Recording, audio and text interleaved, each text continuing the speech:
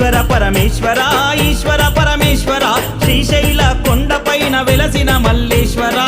తండ్రి ఈశ్వర ఈశ్వర పరమేశ్వర ఈశ్వర పరమేశ్వర శ్రీశైల కొండపైన వెలసిన మల్లేశ్వర తండ్రి ఈశ్వర